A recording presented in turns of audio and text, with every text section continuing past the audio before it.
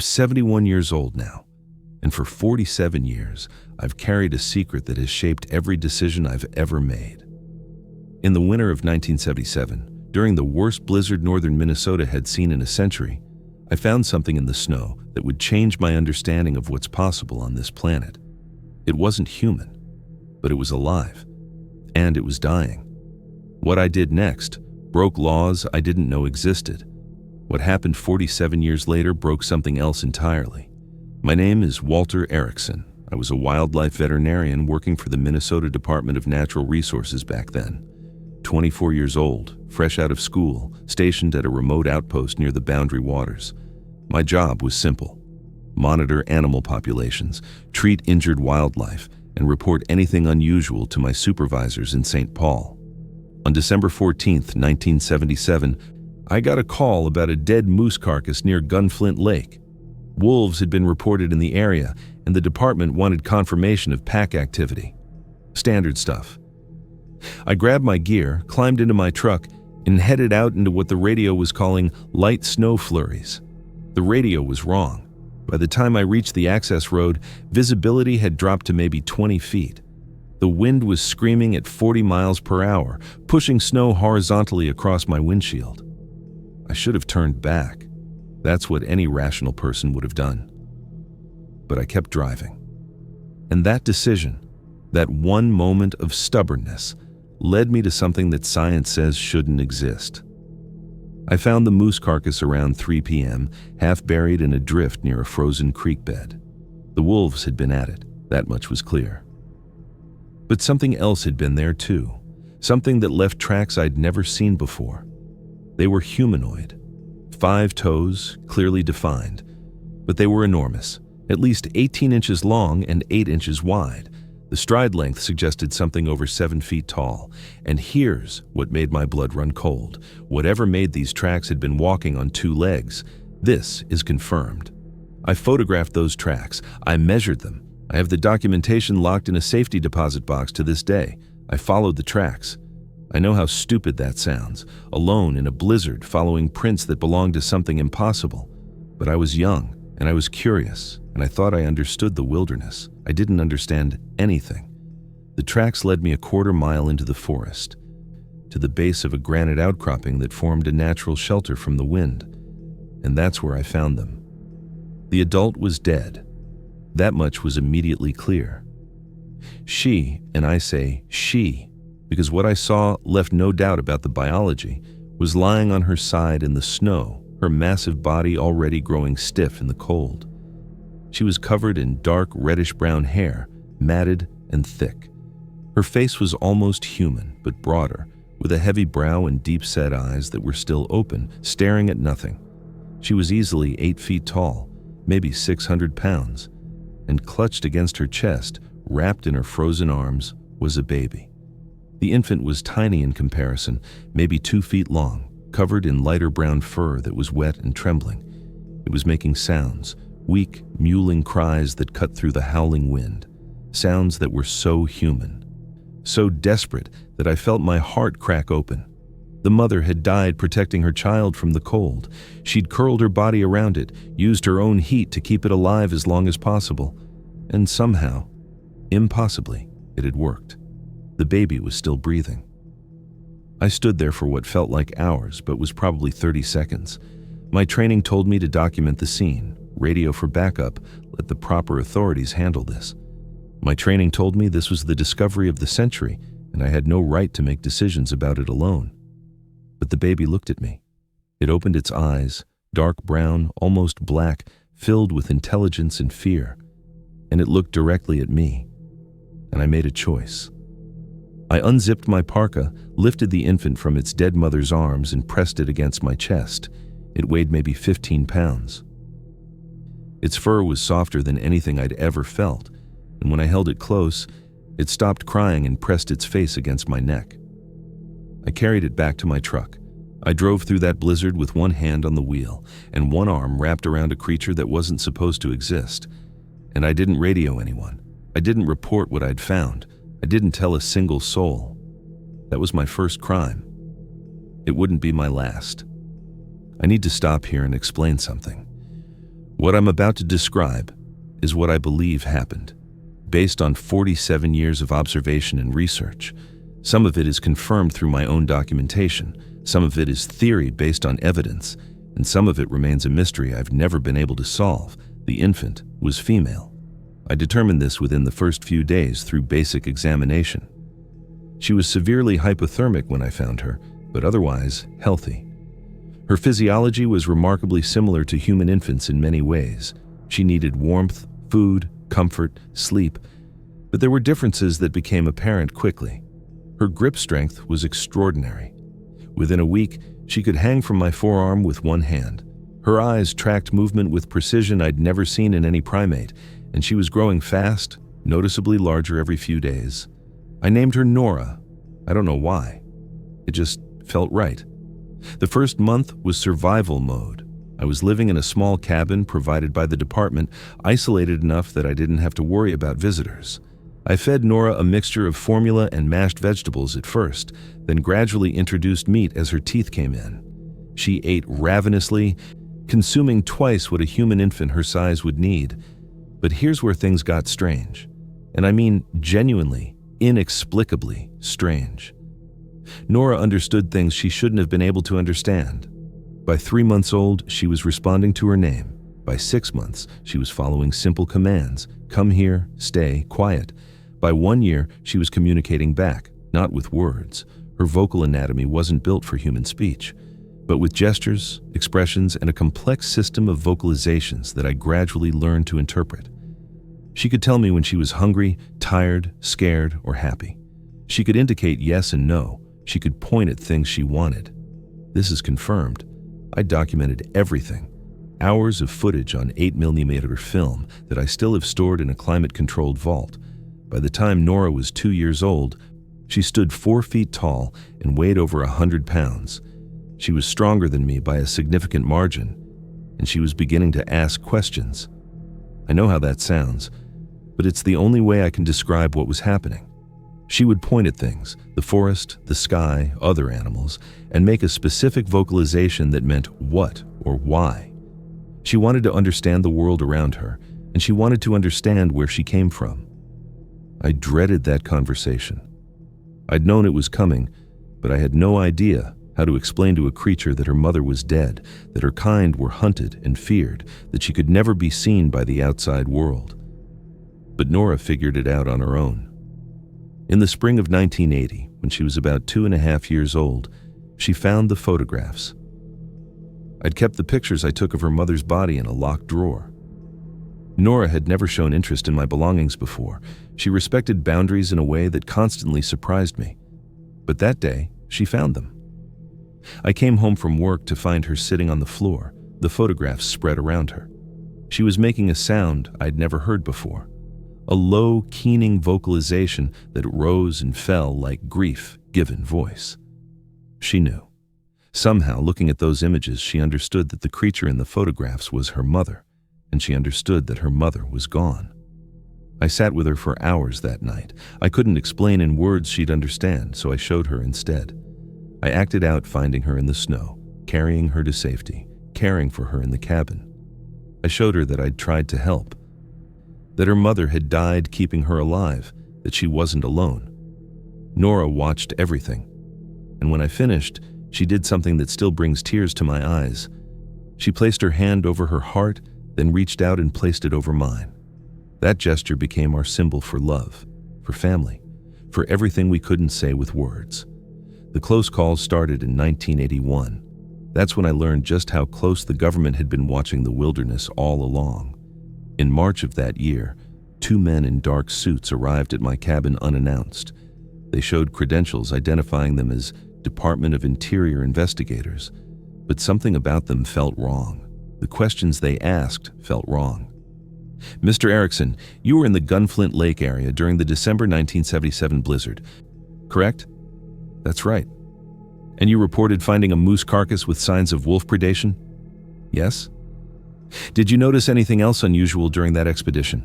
Any tracks or signs of wildlife you couldn't identify? My heart was hammering. Nora was hidden in a compartment I'd built beneath the cabin floor, a space I'd created for exactly this kind of emergency.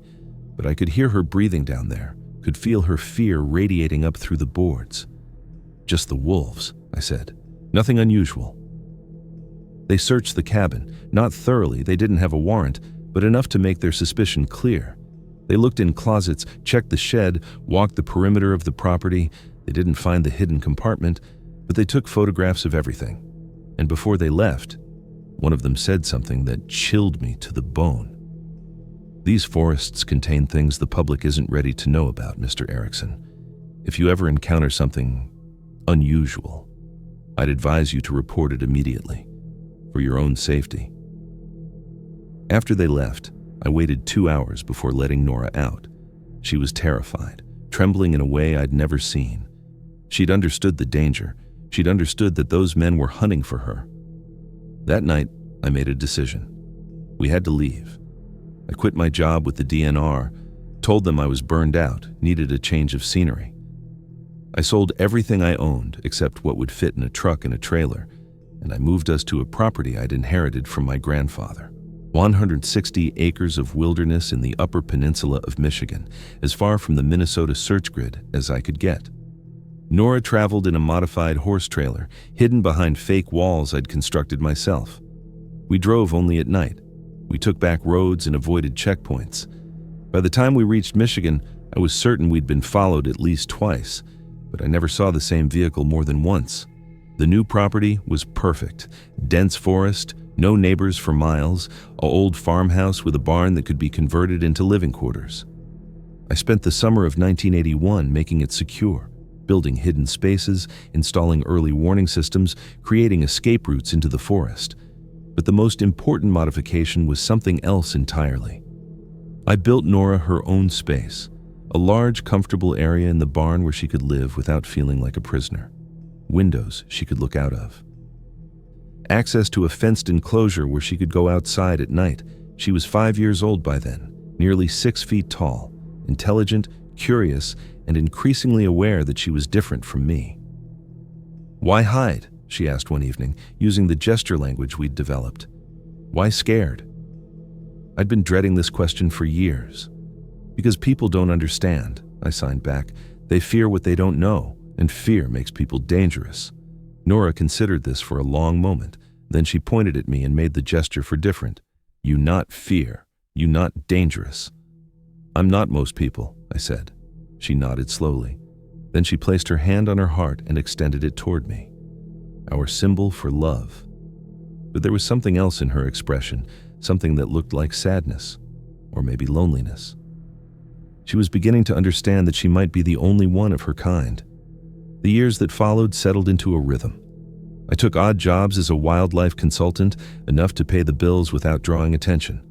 Nora grew and matured, reaching her full height of just over 7 feet by age 12. She was magnificent, powerful, graceful, covered in rich auburn fur that darkened to black around her face and hands. Her intelligence continued to develop in ways that astonished me. She learned to read by watching me with books, gradually connecting the symbols to meanings. She couldn't write with any precision, her hands weren't built for it, but she could point at letters and spell out simple words.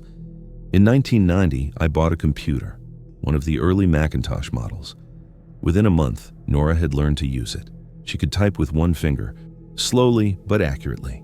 Our communication expanded exponentially. "Tell me about others," she typed one day. "My kind." I'd been researching that question for 13 years. What I'd found was fragmentary and often unreliable. Folklore, Native American legends, scattered sighting reports. But I'd also found something else. Something that suggested Nora's kind had been known to certain people for a very long time. I showed her the evidence. The Patterson-Gimlin film from 1967. The track casts from the Pacific Northwest. The historical accounts from indigenous tribes who spoke of forest giants with remarkable consistency across thousands of miles. "You are not alone," I typed back. "Others exist, hidden like you." She stared at the screen for a long time. Then she typed something that broke my heart. "But I am alone. They are there. I am here." I didn't know what to say to that, so I said the only thing I could. "I'm here." She turned and looked at me with those deep brown eyes, and for the first time since she was an infant, I saw tears rolling down her fur-covered face. The second government visit came in 1993. Different agents, same questions, same barely concealed threat beneath the professional courtesy. By then, I'd built a more sophisticated hiding system. Nora could disappear into an underground bunker accessible through a false floor in the barn. The bunker had food, water, ventilation, and a radio so I could communicate with her while the agents were on the property. They stayed for 3 hours. They brought equipment I didn't recognize, devices they swept across the walls, the ground, the air. They took soil samples. They asked about unusual sounds, unusual tracks, unusual anything. I gave them nothing, and eventually they left. But one of them paused at his car and looked back at me with an expression I couldn't read. "Mr. Erikson, you moved here from Minnesota in 1981, shortly after federal investigators visited your cabin near the Boundary Waters. That's quite a coincidence?" I needed a change of scenery. "Of course you did," he smiled without warmth. "We'll be in touch." They didn't come back, but I knew they were watching. Satellites, surveillance flights, informants in local towns. The government knew something was out there, and they knew I knew something about it. I just didn't know how much they knew, or what they would do when they finally found proof. Nora was 30 years old in 2007. I was 54. We'd lived together for 3 decades, and in many ways, she'd become more like a daughter than anything else. I'd watched her grow from a trembling infant to a powerful adult. I'd taught her everything I could, and she'd taught me things I never expected to learn. She understood mortality. That surprised me more than anything else. "You will die," she typed one evening. Not a question, a statement. "Yes, eventually, everything does. Then I will be alone." "Not necessarily. There might be others of your kind out there. When I'm gone, you could search for them." She shook her head firmly. "Dangerous, humans everywhere. Things might change. People might become more accepting." She made a sound that was unmistakably skeptical, a kind of grunt that meant she didn't believe me. And honestly, I didn't believe me either. But what happened next changed everything. And I need to be clear about something. What I'm about to describe is completely confirmed. I have photographs, video recordings, and physical evidence. This is not theory. This is not speculation. This happened. On September 15th, 2024, just 3 months ago as I write this, Nora woke me in the middle of the night with a sound I'd never heard her make, a high-pitched vocalization that communicated urgency, excitement, and something else. Hope. She led me to the barn and pointed at the window. Through the glass, illuminated by the security lights I'd installed decades ago, I saw something impossible. A Bigfoot was standing at the edge of the tree line. Not Nora, someone else. It was male. That was immediately obvious from the size and build. Slightly taller than Nora, broader in the shoulders, covered in dark gray-black fur. He was standing completely still, staring at the barn with eyes that reflected the light like amber coins, and in his arms he was carrying something small. I grabbed my binoculars with shaking hands, focused on the figure, and felt my world shift on its axis. He was carrying an infant, a baby Bigfoot, no bigger than the one I'd rescued 47 years ago. The baby was sick. I could see that even from a distance. Its movements were weak, its cry barely audible. And the adult, the father, I assumed, looked desperate. He stood at the edge of the light, clearly terrified to come closer, but unwilling to leave. He'd come here for help. "How?" I whispered to Nora. "How does he know about us?" She was already moving toward the door. I grabbed her arm, tried to stop her. "Wait, we don't know." She turned and looked at me. And in that look was something I'd never seen before. Certainty, purpose, a knowledge that transcended anything I could understand. "I know," she signed. "He is here because I called." I didn't understand, but I let her go. Nora walked out into the yard, moving slowly, keeping her posture non-threatening. The male watched her approach with obvious fear, but he didn't run. She stopped about 20 feet from him. They stood there, staring at each other, for what felt like an eternity. Then something happened that I still don't fully comprehend. They began to vocalize, not the simple sounds Nora and I had used for communication, something more complex, a language, rising and falling tones, clicks, deep rumbles that I felt more than heard. They were talking to each other. Nora had never spoken her native language in front of me. I'd assumed she didn't remember it, or that she'd never fully learned it before her mother died. But watching her now, I realized the truth. She'd always known. She just never had anyone to speak it with. The conversation lasted about 10 minutes. Then Nora turned and walked back toward me. The male followed, still wary, but no longer terrified. "His name is something I can't translate," Nora typed when we were inside. "His daughter is sick. He's been traveling for weeks looking for help. He found me because I've been calling for years, sending signals into the forest, hoping someone would answer." I stared at her. "You've been calling for help? All this time?" "Not help. Family? Connection. I thought I was alone. I was wrong." The male, I came to call him Gray for the color of his fur, wouldn't enter the barn. Too many human scents. Too much enclosed space. But he let me examine his daughter in the yard, holding her while I checked her breathing, her temperature, her hydration levels. She had pneumonia.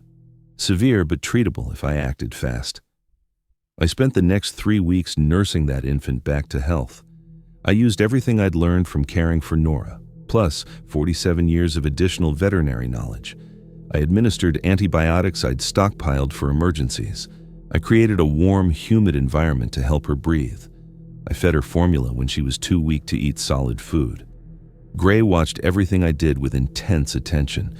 He never slept the entire time, standing guard over his daughter while I worked. And gradually, day by day, she improved. On October 5th, 2024, the baby took her first solid food. Gray made a sound I can only describe as sobbing, deep, shaking vocalizations that came from somewhere primal and raw. He'd thought he was going to lose her, and now she was going to live. But what happened next is what I really need to tell you, because it changes everything we think we know about these creatures, and potentially everything we think we know about ourselves. On the night of October 10th, Gray led us into the forest. Nora, me, the recovered infant. We followed him through terrain I'd walked 1,000 times but never truly seen. He moved with absolute confidence, navigating in darkness that seemed impenetrable to my human eyes. After about 2 miles, we entered a clearing I'd never found before, and in that clearing, waiting for us, were 17 more of them, an entire family group, adults, adolescents, children. All of them watching me with those intelligent eyes, all of them radiating a mixture of fear and curiosity and something else. Gratitude. They'd been watching me for years. Gray communicated this through Nora, who translated into typed English that I read by flashlight. They knew about the human who lived with one of their kind.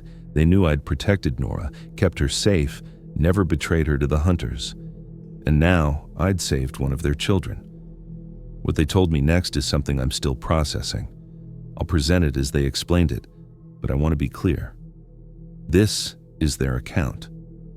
I cannot confirm it independently, but given everything else that's happened, I believe it's true. Their kind have existed alongside humans for thousands of years. They're not animals. They're not missing links. They're a parallel branch of intelligent life that evolved differently than we did, adapted for wilderness survival, for avoiding detection, for living in places humans couldn't reach. They have language, they have culture, they have history passed down through generations, and they have a problem. Their numbers are declining, have been for centuries. Human expansion has pushed them into smaller and smaller territories. Disease, passed from human populations, has killed many of them.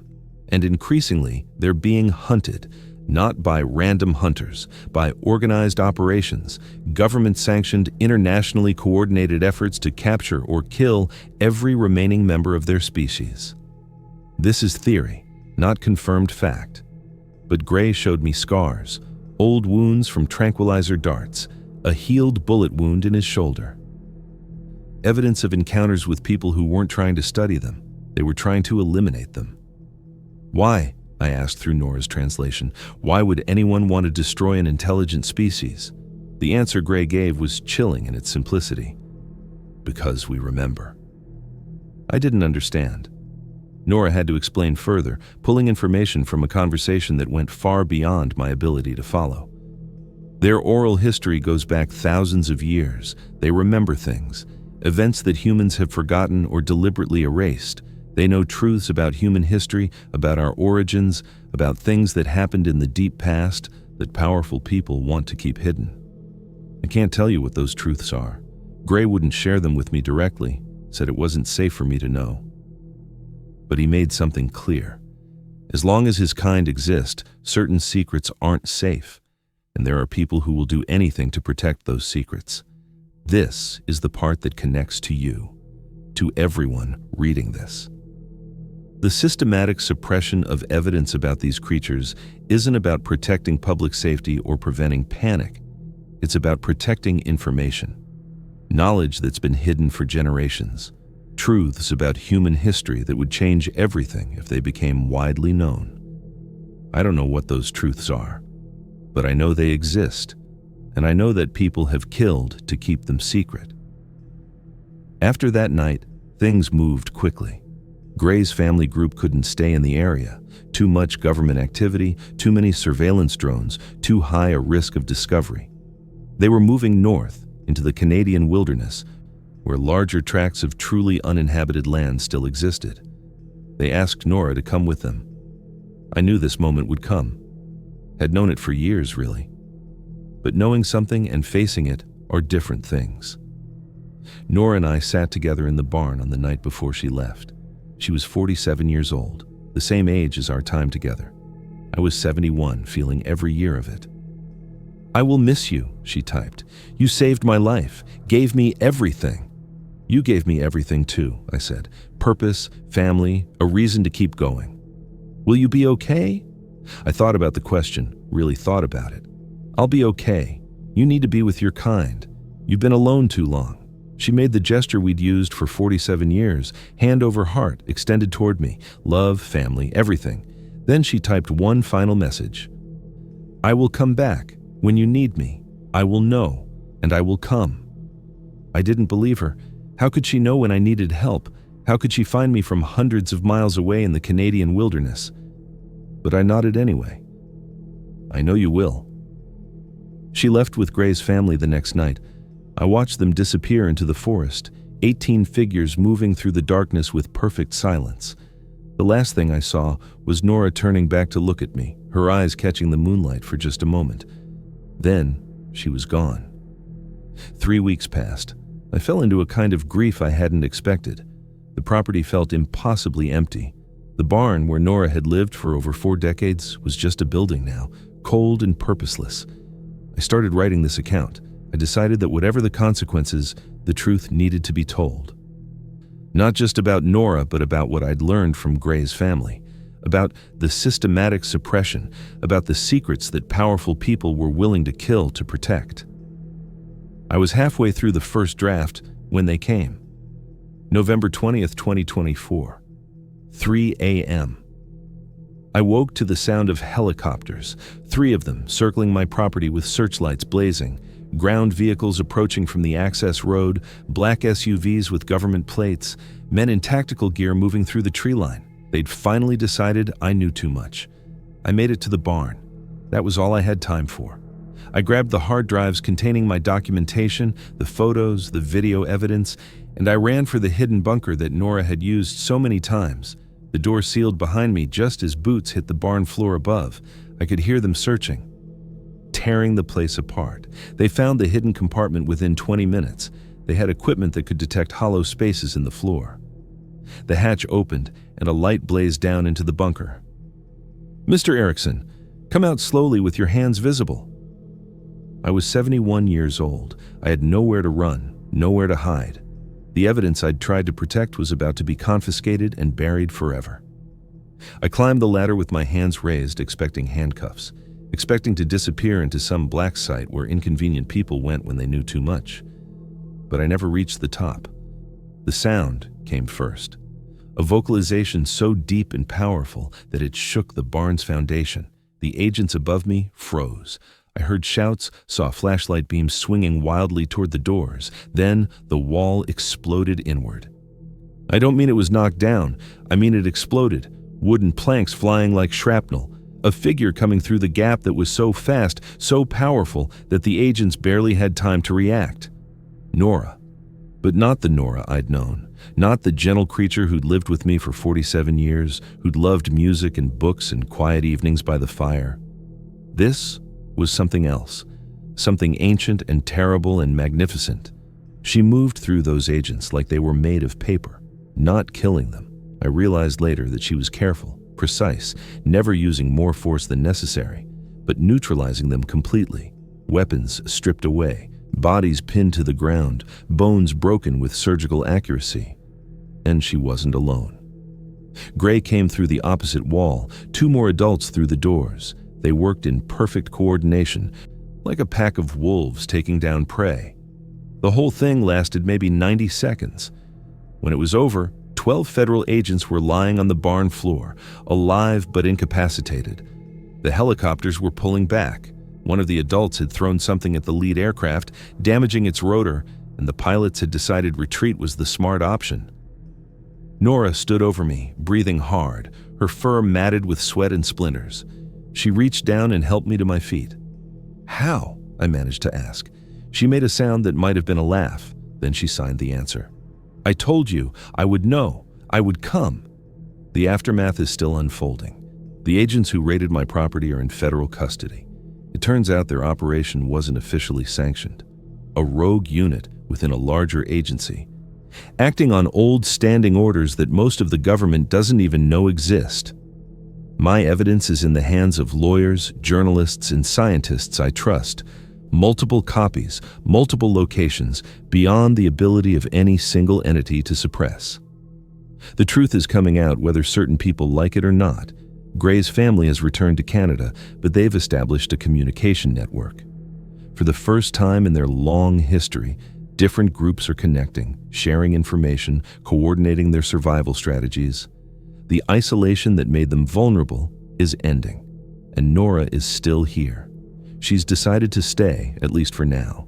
She says there's work to do, stories to tell, truths to protect. I'm 71 years old. I've kept this secret for 47 years, and now, finally, I'm telling it. Not because I want fame or recognition, not because I want to prove anything to anyone, but because the world deserves to know that we share this planet with another intelligent species. That they've been here all along, watching us, avoiding us, surviving despite our best efforts to pretend they don't exist. They're not monsters, they're not animals, they're people, different from us, but people nonetheless, with language and culture and history, with families and fears and hopes, and they're in danger, not just from random encounters or habitat loss, but from deliberate, organized efforts to eliminate them completely, to silence them, to bury whatever truths they carry in their ancient memories. I don't know what those truths are. Maybe I never will. But I know this: whatever secrets are worth killing to protect, they're secrets the world needs to know. Nora is sitting beside me as I write these final words. She's reading over my shoulder, making suggestions through typed messages on the computer. She wants me to add something, a message from her to anyone who reads this. We are not your enemies. We never were. We have watched humanity grow and change for thousands of years. We have hoped that someday we could stop hiding, that someday there would be room for both our kinds in this world. That day is coming. I believe it, but only if humans choose it, only if you decide that truth matters more than comfort, that compassion matters more than fear. My father made that choice 47 years ago. He chose to save a dying infant instead of reporting her to the authorities. He chose love over law, kindness over caution, and because of that choice, I'm alive today. My family is reunited, and a secret that was meant to stay buried forever is finally seeing the light. One choice can change everything. What will yours be? I look at Nora as she finishes typing. She meets my eyes with that deep, knowing gaze I've come to love over 47 years. I think about that night in the blizzard, the dead mother clutching her infant, the choice I made without thinking, without calculating, without understanding what it would cost me or what it would give me. I think about the life I've lived because of that choice. Strange and difficult and isolated, yes, but also meaningful, also rich, also full of love. And I think about the future, the truth finally emerging, the world finally ready, maybe, to accept what's been hidden in plain sight all along. One choice can change everything, Nora wrote. She's right. 47 years ago, I chose to save a dying infant in a snowstorm. And now, decades later, she saved me right back. That's not a coincidence. That's not luck. That's what happens when compassion creates a chain reaction that spans generations. That's what happens when you treat something different as someone worthy of protection. It's what happens when one person decides that truth and kindness matter more than fear. I'm 71 years old. I hid a living Bigfoot from the government for 47 years, and then she came back when I needed her most. This is my story. But it's also their story. The ones still hiding in the wilderness, watching, waiting, hoping that someday they won't have to hide anymore. They're out there. They're real. They're counting on us to be better than we've been. And maybe, just maybe, we finally will be.